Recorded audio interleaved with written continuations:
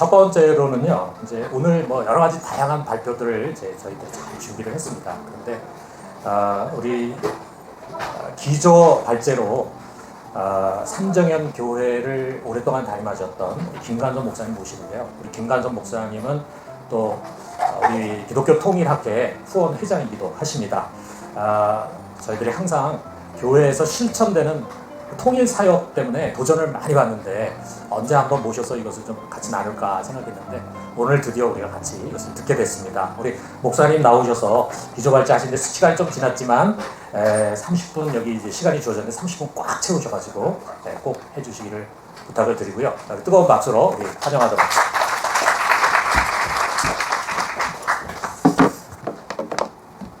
예, 30분 꽉 채우면 배가 고프실 것 같은데. 예.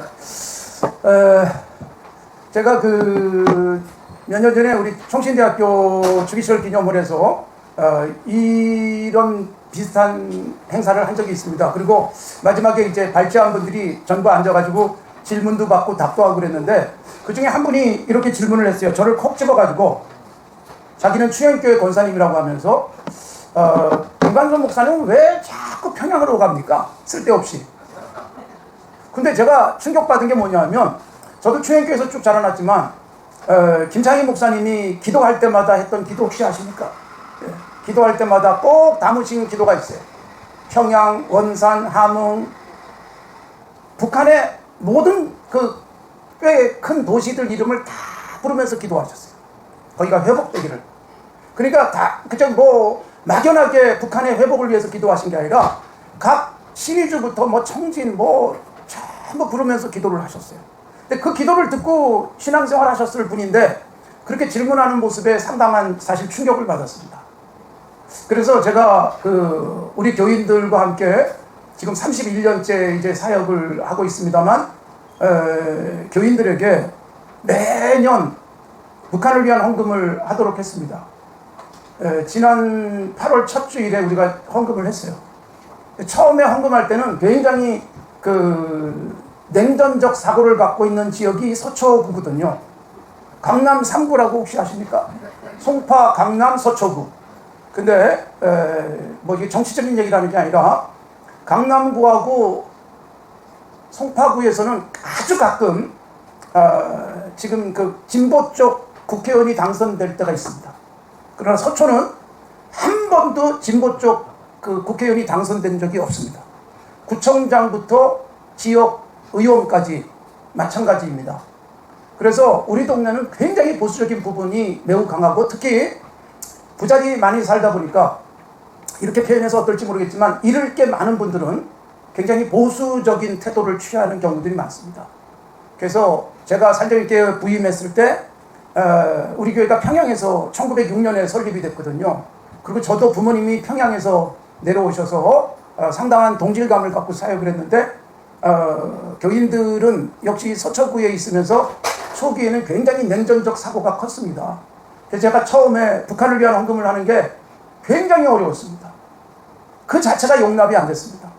북한 형제들을 위한 헌금을 하는데 이 헌금을 왜 해야 되는지에 대해서 굉장히 많이 반발이 있었습니다. 그래도 그것을 꾸준하게 지속해가지고 올해도 헌금을 했고 그래도 매년 헌금할 때마다 몇 천만 원씩 헌금이 되어지고 있고 그 헌금들을 통해서 북한 사역을 하는 게 아니라 헌금을 함으로 말미암아 북한에 대한 생각을 잊지 않도록 하려고 애를 쓰고 있습니다. 헌금을 한다는 것은 내 보물이 있는 곳에 내 마음도 있다. 그래서 헌금을 하면서 기도하게 하고 헌금을 하면서 그 통일이라고 하는 우리들이 그냥 담론으로 끝내지 않고 구체적인 행동을 할 수 있는 노력을 해가고 있습니다. 제가 북녘 땅에 이렇게 1년에 몇 차례씩 노무현 정부나 김대중 정부 때는 다니다가 제가 한 번은 나만 가면 안 되겠다. 그래서 제가 빠지고 우리 교회 장로님 2분을 보낸 적이 있습니다. 지금은 다 은퇴하신 분들인데 장로님 2분에게 다녀오세요 평양 좀 그랬더니 굉장히 기쁘게 가겠다고 응답을 했는데 아마 무슨 통일에 대한 또는 북한에 대한 무슨 사명감 갖고 간 건 아니고 아무나 못 가는 곳에 내가 갔다 왔다는 얘기를 하고 싶어서 갔습니다. 네. 갔다가 와서 사람들이 좀 바뀌었어요. 가가지고 2박 3일 갔다 왔는데 양각도 호텔에 가가지고 제일 먼저 한 일이 양복을 맞췄더라고요. 양각도 호텔에 양복점이 하나 있습니다. 그리고 그 다음날 바로 가봉을 하고 오는 날 찾아가지고 왔어요. 그리고 그 양복을 입고 와서 굉장히 그 뿌듯한 마음을 가지고 북한 사역에 대한 사실 많은 기여를 했고 또 협력을 했고 또 저에 대한 사역의 지지를 해 주셨습니다. 그래서 그 부분들은 참 고마운 일이다 그렇게 생각을 합니다. 우리가 그 북한의 그 사역을 해가면서 북한에서 탈북하신 분들도 우리 교회에서 자주 이렇게 나와서 간증도 하시고 또 북한의 현상에 대해서도 말씀을 해주고 있습니다. 그런데 어떤 탈북자가 와서 이런 간증을 했습니다. 북한에서 쌀을 먹었는데 쌀 봉지에 대한민국이 찍혀 있었대요. 대한민국 적집사사 이렇게. 그래서 그 쌀을 먹으면서 그 어머니에게 이 젊은 북한 탈북하신 분이 이렇게 말을 했답니다. 어머니, 우리가 남조선에서 보내주는 쌀을 먹고 사는데 전쟁이 나면 남쪽 사람들한테 총알 못 쏠 것 같아요. 그러더라고요. 굉장히 사실 저로서는 충격적으로 받아들였어요.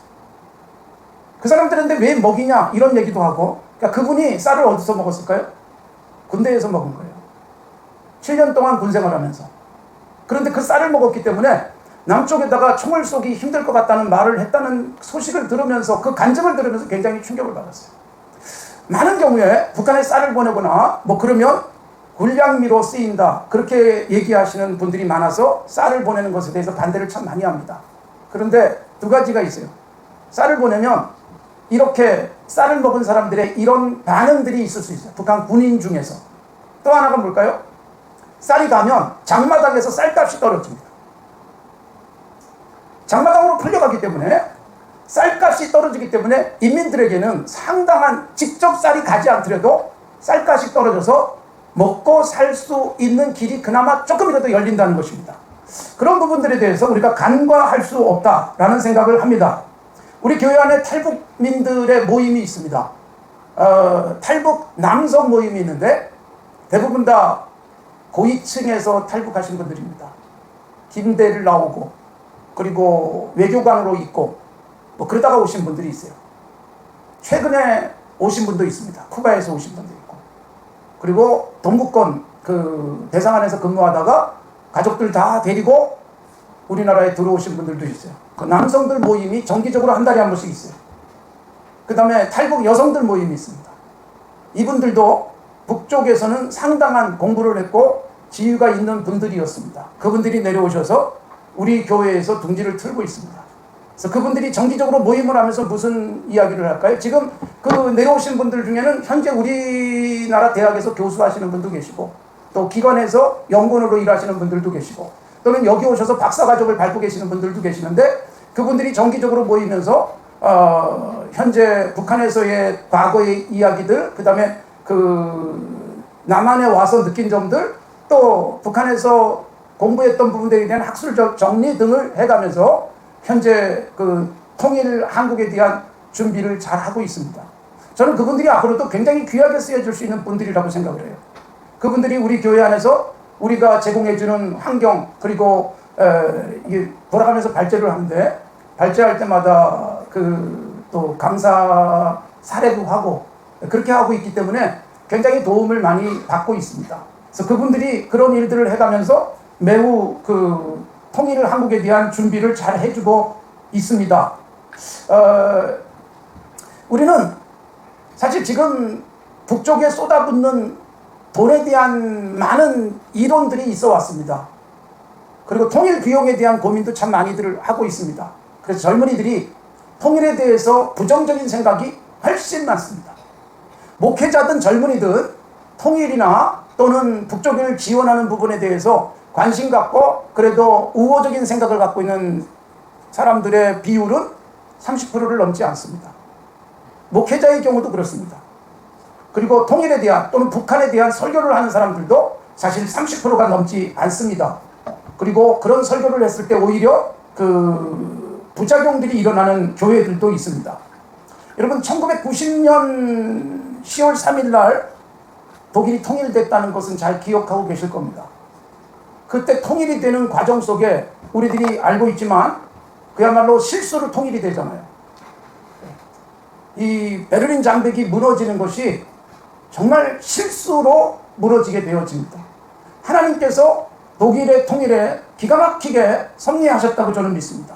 그래서 우리도 하나님께서 생각지도 않았던 방법으로 생각지도 않은 때에 한반도가 평화 그리고 서로 오갈 수 있는 좋은 환경도 만들어줄 수 있지 않을까라는 생각을 합니다. 독일이 통일된 이후, 그러니까 1990년 10월 3일 이후 10년 동안 소위 통일 비용을 썼습니다. 그 통일 비용이 2조 유로로 그렇게 통계가 잡혀 있습니다. 2조 유로니까 우리 돈으로는 그 3천조가 훨씬 넘는 돈입니다. 그만큼 통일 비용으로 썼습니다. 그런데 뭐 가보신 분들은 아시겠지만 동독 지역을 가보면 거의 그대로 있습니다.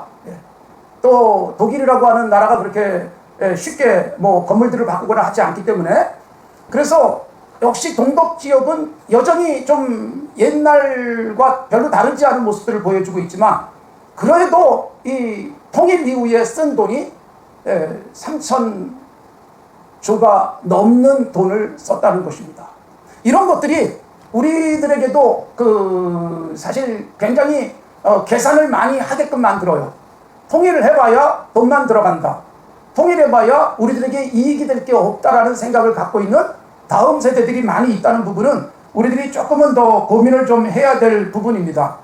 우리 교회에서 통일기금을 적금을 하고 있습니다. 아까 제가 말씀드린 통일, 북한을 위한 헌금도 하고 있다고 했지만 적금을 하고 있는데 예산을 세우면서 적금을 하는 이유 중에 하나는 그것이 나중에 얼마가 되어지고 어떻게 쓰여질까에 대한 생각을 하기보다는 우리가 이런 부분에 지출을 하고 있고 이런 적금을 하고 있다는 것 자체가 우리의 정체성 그리고 북한에 대한 생각을 얼마나 제대로 하고 있는가를 보여주고 있다고 생각을 합니다.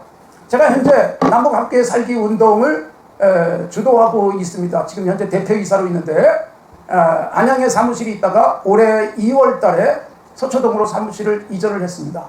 남북 함께 살기 운동이 2004년에 통일부의 인가를 받았고 2005년부터 활동을 했는데 2005년부터 지금까지, 뭐 지금까지라는 게 최근에는 지원이 거의 불가능했기 때문에 한 56억 정도를 지원을 했습니다. 여러분 아시다시피 북한을 지원하는 것은 매칭 펀드 스타일로 되어 있습니다. 그래서 우리가 한 10억을 모금하면 통일부에서 통일기금 10억을 같이 주기 때문에 항상 매칭 펀드로 진행을 하고 있으니까 우리가 모금하고 했던 것이 한 30억 정도가 됩니다. 그렇게 지원을 하면서 또 그것을 통해서 통일을 위한 뭔가가 마련되기를 계속해서 노력을 하고 있습니다. 저는 교회 입장에서 그리고 목회자 입장에서 일단은 성도들에게 북한에 대한 따뜻한 가슴을 갖도록 하는 것, 그래서 형제가 줄일 때 먹여라, 그리고 목마를 때 마시게 하라 라는 로마서의 말씀, 그리고 잠언에서 누군가가 울부짖을 때 듣지 않으면 네가 부르짖을 때도 들을 자가 없느니라 라는 말씀을 가지고 제가 우리 교인들에게도 끊임없이 도전을 해주고 있습니다. 제가 언젠가 이 토론회가 한 번 있었는데 제가 이름만 대면 알만한 분이 계세요. 북한 또 평화에 대해서 아주 전문가인데 북한에 대해서 이렇게 먹이고 주는 부분에 대해서 그분은 굉장히 부정적이었습니다. 그래서 제가 이 성경 구절을 들이댔더니 그것은 개인윤리지 국가가 할 수 있는 일은 아니다라고 단칼에 거부를 하시더라고요. 그런데 여러분 하나님께서 우리에게 주신 사명, 특히 교회가 해야 될 사명 중에 하나는 그들이 먹고 힘을 내서 우리를 치면 어떡하나, 그분에 대해서는 고민할 필요가 없다는 것입니다. 하나님께서 우리에게 책임을 물을 것은 뭘까요? 그들이 배고플 때 너희들은 무엇을 했느냐 라는 책임만 물으실 것이라고 저는 확실하게 믿고 생각을 합니다. 그래서 우리 교인들이 하나님 앞에서 그 책임은 다 해야 되지 않나 라는 생각을 가지고 지금도 함께 사역을 해가고 있습니다. 제가 시간이 많이 가기 때문에 여기까지만 하겠습니다. 저한테 30분 꽉 채우라고 했는데 계속 채우면 뒤로 계속 딜레이 될 것 같아서 저라도 시간에 좀 도움을 드리기 위해서 일단은 이 정도 말씀을 드리겠습니다. 혹시 뭐 저한테 질문을 하고 싶으신 분이 있으면 해주셔도 괜찮습니다. 우리 이수범 목사님 와 계시는데 기독교 북한 선교회를 같이 일하면서 상당히 많은 기여를 했습니다. 특히 기독교 북한 선교회는 학자들로 하여금 이 통일과 또 한반도의 평화를 위한 연구를 늘 할 수 있도록 1년에 한 번씩 발표할 수 있도록 사실 연구비를 지원해오는 일을 해왔습니다. 기독교 북한 선교회가. 그래서 어떻게 보면 지금의 북한 전문가들이 준비될 수 있도록 하는 기여도 했던 것으로 제가 알고 있습니다. 그래서 북한 선교회, 그리고 현재 저는 남북 함께 살기 운동을 통해서 계속해서 일을 하고 있고, 우리가 남북이 완전히 막혀가지고 아무것도 할 수 없을 때 계속해서 놓지 않았던 부분이 나선이었습니다. 낮은 선봉 지역에 계속 지원을 했습니다. 그 타가소와 노인시설에 매달 지원을 해줬고, 그렇게 지원을 하면서 모니터를 위해서 우리 교수님 중에 미국 시민권을 갖고 계신 분이 들어가서 사진도 찍고 그렇게 확인도 하고 돌아온 적이 있습니다. 코로나 이후에는 낮은 선봉을 완전히 막혀서 들어갈 수 없었지만 남북이 완전히 막혔을 때는 낮은 선봉이라도 계속 붙들고 우리가 사역을 해왔던 것을 우리 교회 사역으로 소개를 합니다. 이상입니다. 다른 질문 없으면 제가 내려가도록 하겠습니다.